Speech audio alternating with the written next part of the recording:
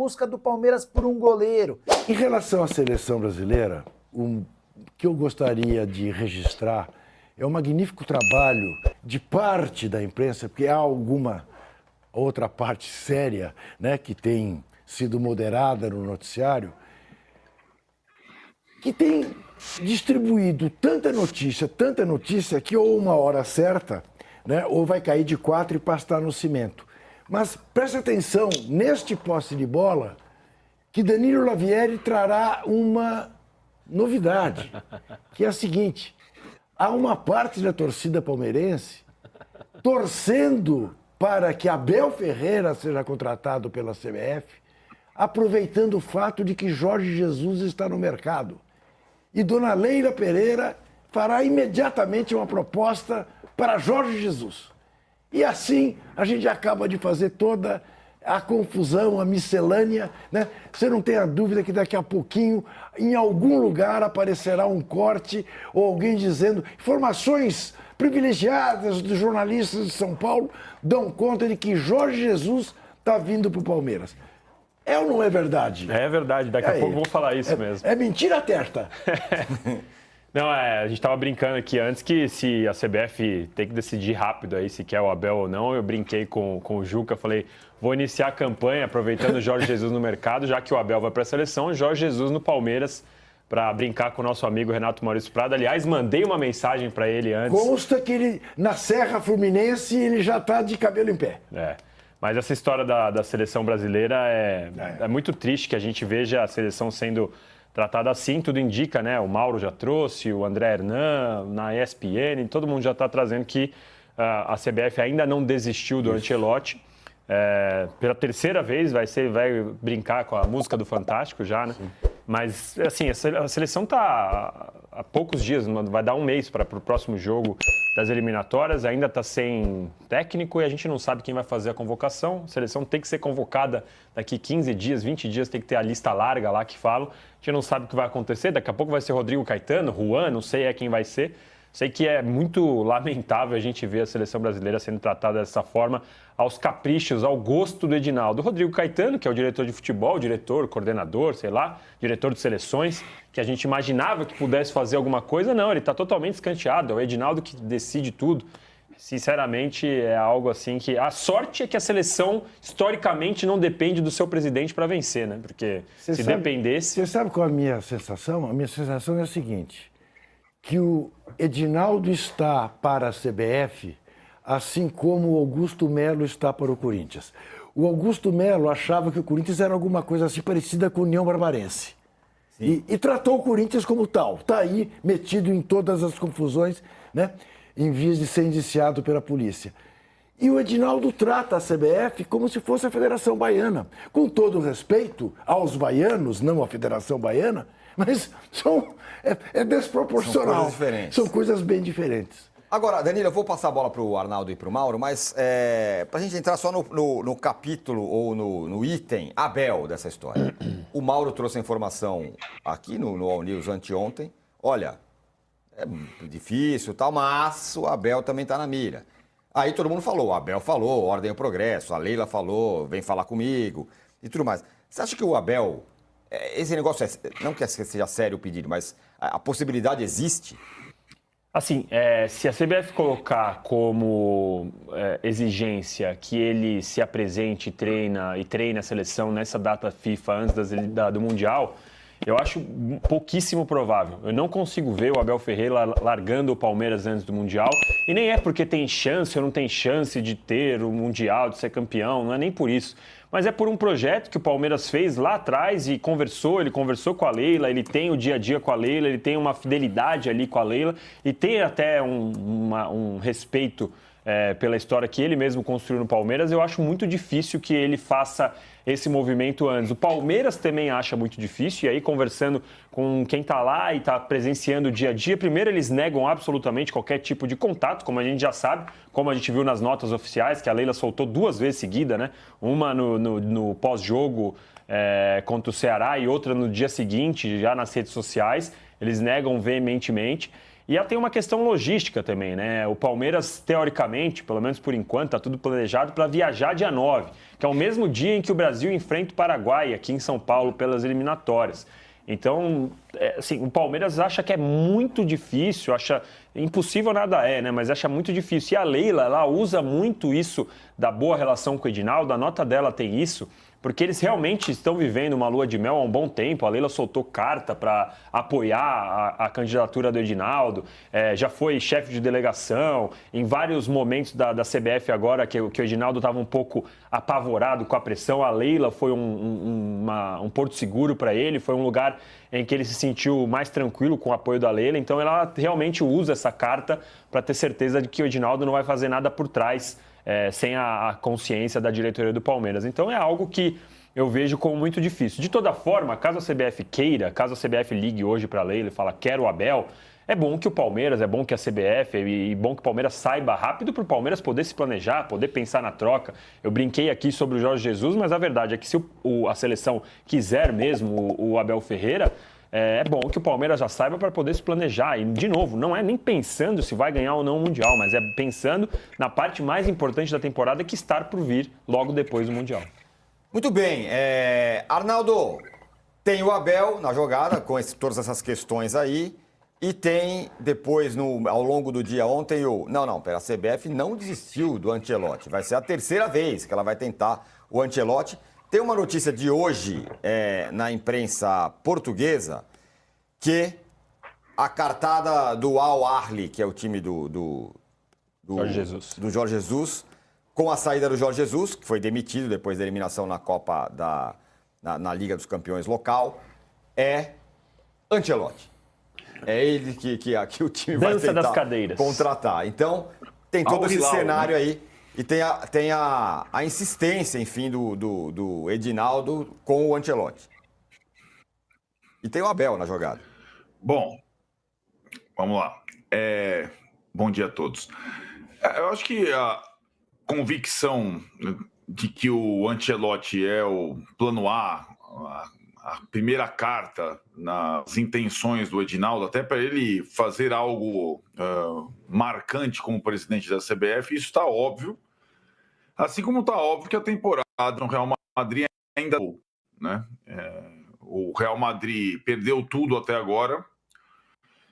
Tem grande possibilidade de perder também o Campeonato Espanhol, mas ainda há chance, e tem o Clássico no próximo final de semana, sem ser esse ou outro, na casa do Barcelona, que vai jogar por um empate para ser campeão. Mas existe a chance matemática. Se os dois ganharem nesse final de semana como devem ganhar e o Real vencer em Barcelona, nas últimas rodadas o Real pode até, numa arrancada surpreendente, até porque o Barça tem a Champions League no meio do caminho, ser campeão espanhol para finalizar esse ciclo Ancelotti. Então eu imaginava já, sem entrar nessa rota de informações cruzadas que o Juca descreveu aí, loucas informações, que em relação a Ancelotti, haveria necessidade de esperar o término da Liga Espanhola. Esse é o plano A. O que me parece, em relação aos planos B, que vão mudando toda hora, é que, de fato, o Abel, em relação ao Jorge Jesus, nessa disputa pela medalha de prata, ganha corpo, ganha possibilidades. E eu até estava sorrindo quando eu vi o Danilo... justificar a dificuldade da escolha do Abel pelo fato dele trabalhar no Palmeiras há muito tempo e o Palmeiras ter um projeto muito forte, para o Palmeiras ter planos para esse ano que incluem o Mundial, sempre aquela história, não. Evidentemente incluem o Mundial. O investimento que o Palmeiras fez nessa temporada não foi só para tentar repetir o Botafogo do ano passado, mas foi para fazer uma figura bonita no Mundial, que o Palmeiras não tem, evidente. Evidente. Mas a gente tem que lembrar como funciona normalmente a escolha de técnicos que estão empregados no futebol brasileiro por parte da seleção, historicamente. A última vez que o Palmeiras cedeu um técnico para a seleção foi o Tele Santana em 79, né, Juca? 79 para 80, depois daquela vitória épica no Maracanã, 4-1 sobre o Flamengo do Zico. De lá para cá, o Palmeiras não cedeu mais técnico para a seleção, mas o São Paulo cedeu, O último, aliás, foi o São Paulo. O Fluminense cedeu, o Corinthians cedeu várias vezes, né? E aí não tem projeto de time, clube, relação, consistência, acordo que tenham, não é nem segurado, que tenham ameaçado a ida desses treinadores à seleção brasileira, certo? Vamos pegar o último, o Dorival. Ele tinha iniciado a temporada como técnico do São Paulo, planejado a temporada, indicado reforços. Há 5 dias antes do começo do campeonato da temporada, ele foi para a seleção com malicuia. Vamos pegar, em relação ao Corinthians, o Tite, que foi para a seleção com a comissão técnica inteira do Corinthians e deixou o Corinthians na mão a ver navios. Eu acho que essa impressão que com o Abel seria diferente deve ser o simples fato de ele ser estrangeiro e a gente não saber como é particularmente a decisão dele sobre um eventual convite. Se ele for convidado e aceitar, tchau. Não tem projeto do Palmeiras. O que pode haver é uma conciliação como existiu com o Fluminense do Diniz, né? Então, se a gente esquecer o histórico de escolha de técnicos e só mirar como funcionou o Edinaldo até agora como presidente da CBF, no caso Diniz com o Fluminense, ele fez uma composição que não deu certo para ninguém, né? Nem para o Fluminense, nem para a seleção, mas ele conseguiu. Nem para o Diniz.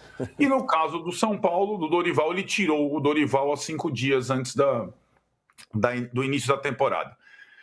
Se o Abel for opção, depois do derby lá de Barcelona, se o Abel for convidado e gostar da ideia, eu imagino que o Edinaldo tente com a Leila uma composição para não esmigalhar o Palmeiras.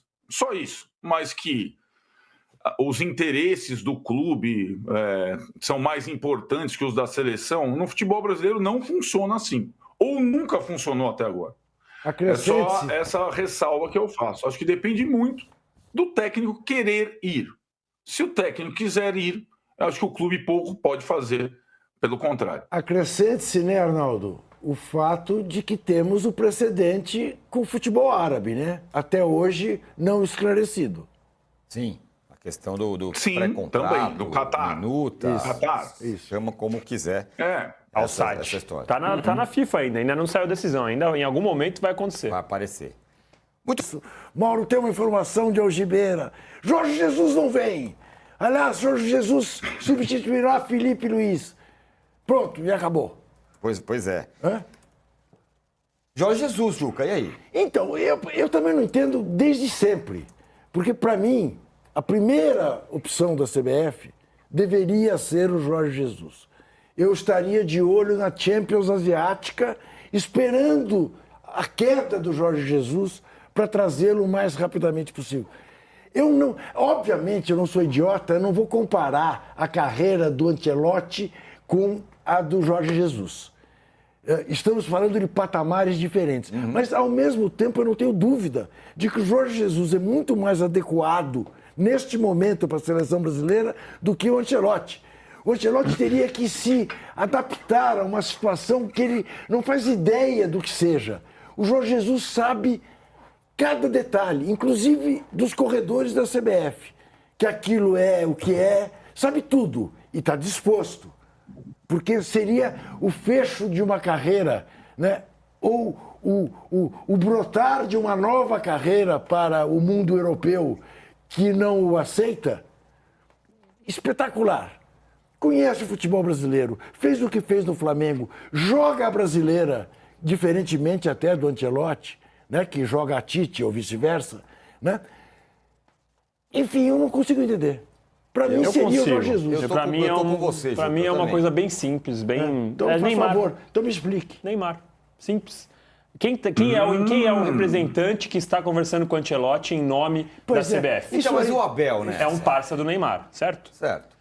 E o Neymar pai e o Neymar filho, e o Juca tá fazendo podcast, a gente pode ver bem, eles têm uma influência gigantesca na seleção brasileira, a gente goste ou não. Mas veja bem, Danilo, você tem toda a razão. Até hoje, eu não acredito que ainda hoje, com o ex-Neymar possa ter essa influência. Eu gostaria de não acreditar, mas para mim só pode ser isso, porque é muito óbvio também. O Jorge Jesus é um cara que está se atirando para a seleção brasileira. Deixou claro que é a seleção brasileira. É um nome que teria uma aprovação gigantesca. Sim. Qual é o único porém do Jorge Jesus? Sim, a relação dele com o principal, pelo menos até Danilo, agora, principal jogador. Danilo, há uma máxima, você conhece, a música. O pau que nasce torto não tem jeito, morre nunca se torto. endireita. Baiano, burro, garanto que nasce morto. Não é possível que, inclusive, ele não pense no Jorge Jesus como um jeito de se livrar dos Neymar. Pô, Jorge Jesus, olha, se o Neymar tem problema com ele, é problema dele. Mas tem um ponto que, assim, convivendo no dia a dia da seleção ali nos últimos tempos, até a gente esteve junto na Copa do Mundo, os caras, os jogadores... Gostam dele. Eles amam ele. endeusam Não, é verdade. o Neymar. Então, se o Neymar ligar pro Rafinha, ligar pro Vini Júnior, pro próprio Estevão, o Estevão dá entrevista toda hora falando, não vejo a hora de jogar com o Neymar. Sim. Eu espero que o Neymar esteja na Copa e eu também. Sim. Se ele liga e fala, gente, esse Jorge Jesus aí não presta, isso, o vestiário não compra a bronca do Jesus e o Edinaldo sabe disso. Mais uma vez, eu não estou dizendo que eu concordo com isso, eu não estou dizendo que estou de acordo. Entendi. Mas assim, é algo que é a única explicação para o Jorge Jesus não ser a primeira oportunidade. Se não tiver o Ancelotti na frente do Jorge Jesus, para mim é natural. Bora mudar de assunto e falar sobre o Palmeiras. Tem novo goleiro na mira alviverde. Imprensa do Sul, mais especificamente o Correio do Povo, afirma que existe uma negociação do Palmeiras com Gabriel Grando, atleta de 25 anos de idade, reserva no Grêmio. Não é a primeira vez que o Grando tem seu nome associado ao Palmeiras. E isso revela a necessidade do Verdão em buscar um novo jogador para essa posição. Acho absolutamente natural, até porque o Everton, que é titular e tem demonstrado uma queda técnica, já tem 37 anos de idade, e o reserva dele, o Marcelo Lomba, tem 38 anos. Everton e Lomba ainda fazem aniversário no fim dessa temporada. Importante para finalizar que, em relação a Gabriel Grando, conversei com uma fonte palmeirense antes de gravar o vídeo. Ela admitiu que há uma busca por goleiro, mas sem pressa e sem negociação no momento pelo goleiro do Grêmio. Existe inclusive a possibilidade de outro nome pintar até o fim da temporada. Será que seria Leonardo Jardim, goleiro que vai muito bem com a camisa do Vasco e que ainda não aceitou a proposta de renovação de contrato? Foram 3 tentativas seguidas do Vasco, ainda sem acordo. A partir da metade do ano, o Léo Jardim já pode assinar com outro clube. E aí, torcedor palmeirense, gostou do vídeo? Então não se esqueça de deixar o seu like, porque isso ajuda demais o nosso canal a crescer e levar as notícias do Verdão para ainda mais pessoas. Aproveite também para se inscrever no canal e ativar o sininho das notificações para não perder nenhum conteúdo sobre o Palmeiras. Aqui você fica por dentro de tudo, contratações, bastidores e as novidades do nosso time de coração. Deixe seu comentário aqui embaixo falando o que achou do vídeo e compartilhe com seus amigos palmeirenses. Vamos juntos fortalecer essa comunidade. Obrigado pela sua companhia e até o próximo Giro de Notícias do Palmeiras. Avante palestra! Forte abraço!